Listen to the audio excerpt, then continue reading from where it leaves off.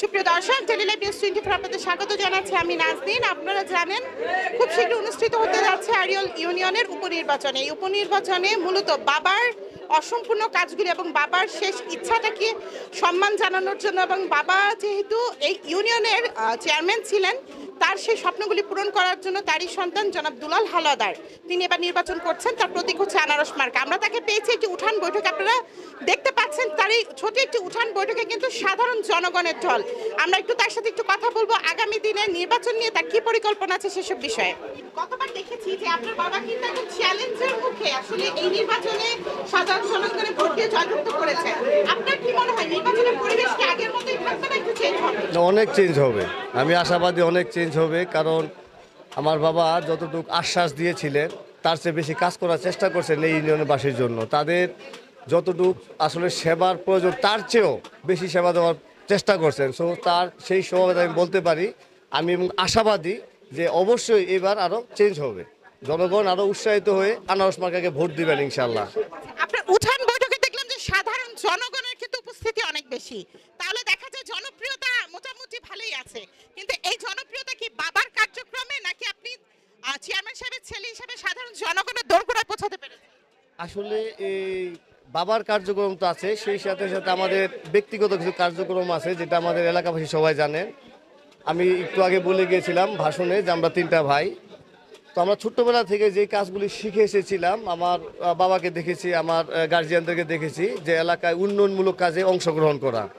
তো আমরা সেই শিক্ষা নিয়ে আমরা সব সময় চেয়ারম্যান যখন বাবা ছিলেন না শেষ থেকে শুরু করে আমরা সব সময় জনগণের পাশে থাকার চেষ্টা করছি এবং উন্নয়নমূলক যতগুলি কাজ আছে এই ইউনিয়নের যতটুকু আল্লাহ তৌফিক দান করছেন সেভাবে আমরা সহযোগিতা করার চেষ্টা করছি। সো সেই সময় আমি বলতে পারি যে তারা আমাকেও ব্যক্তিগতভাবে ভালোবাসেন ইনশাআল্লাহ।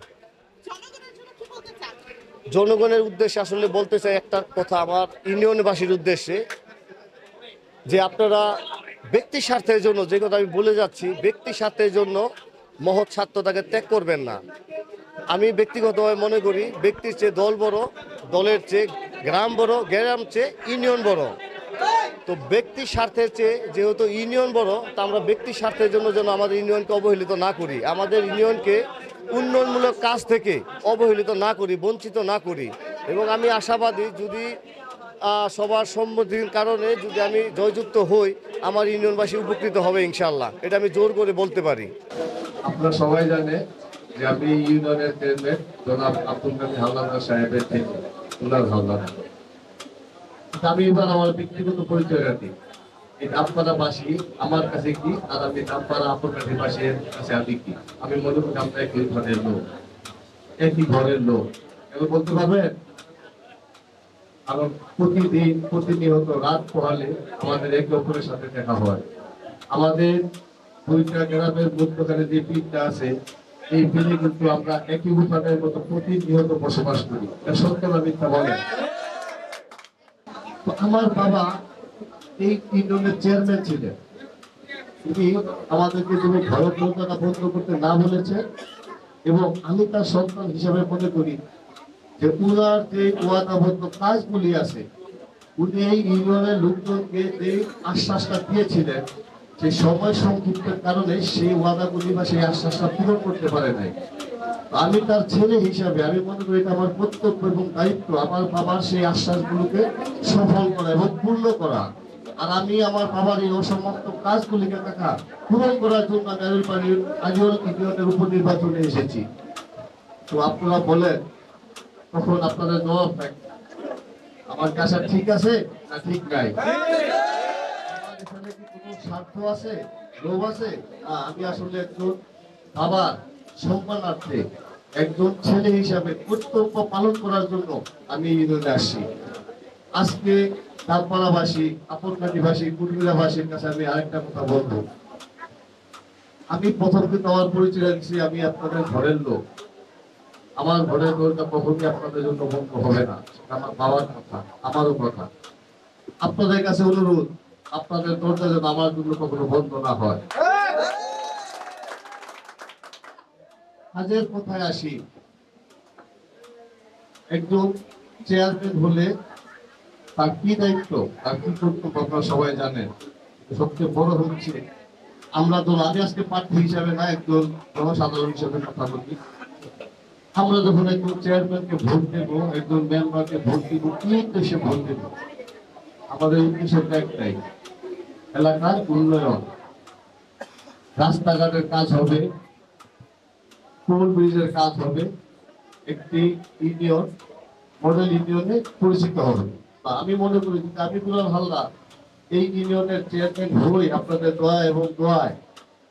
আমার বুকের ভিতরে বিশ্বাস আছে যে আমি এই আমাদের থানায় যে 12টা ইউনিয়ন আছে, 12টা ইউনিয়নের অন্যান্য চেয়ারম্যানরা যদি 10টা কাজ আনে, আমি দুলাল হালদার 15টা কাজ আনতে পারবো ইনশাআল্লাহ। আমি বলি আমার বাবার যে সমস্ত কাজগুলি আছে, আমি যদি যাই এমপি মহোদয়ের কাছে, তার যদি হাতটা ধরে আমি এমপি মহোদয়কে কিন্তু আমি খুবই বলি, তার হাতটা ধরে যদি আমি বলি আমার বাবার মতামত এই কাজটা রয়ে গেছে, আমার বাবার একটা স্বপ্ন এই ইউনিয়নে এই রাস্তাটার কাজ রয়ে গেছে, আপনাদের কি মনে হয় সে আমার হাতটাকে ফিরে দেবে? উপজেলা মহোদয়ের কাছে বলি এই কথাটা, একই কথাটা বলি, তাকে ফিরে দেবে? দেবে না। তো সেই সাহসকে আমি বলতে পারি আমার এই আপনাদের সবার সামনে, আমার এই ঘরের মানুষের কাছে, আপনারা যদি এই সম্মানীয় পদটিকে সম্মানিত ভাবে রাখেন, আপনারা কখনো সম্মানিত হবেন না ইনশাআল্লাহ। আর আপনারা আমার পাশে থাকবেন এবং দোয়া করবেন।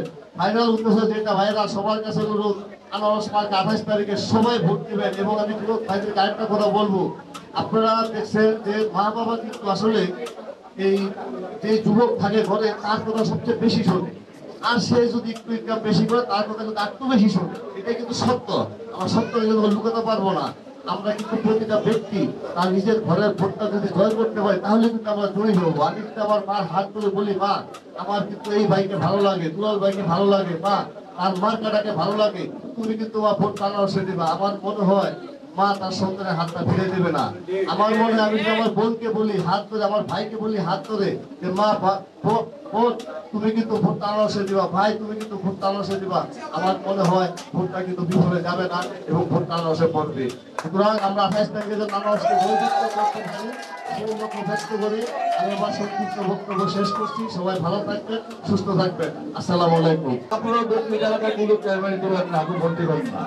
আপনারা আপনাদের পাশে এখানে কাজের হাতে সদস্য সন্তান ওনার ভ্রমন্ত শুনলেন, দক্ষিণ এলাকার লোকের বাবুল কি বলে গেল আপনারা শুনলেন। আপনাদের আবার অনুরোধ করে বলি, আপনারা এই দুলাল ভাইকে 28 তারিখে প্রত্যেকে একটি করে ভোটে জয়যুক্ত করবেন। আমি আপনাদের কাছে এখানে আজকের মতো আমি এখানে সমাপ্ত ঘোষণা করলাম।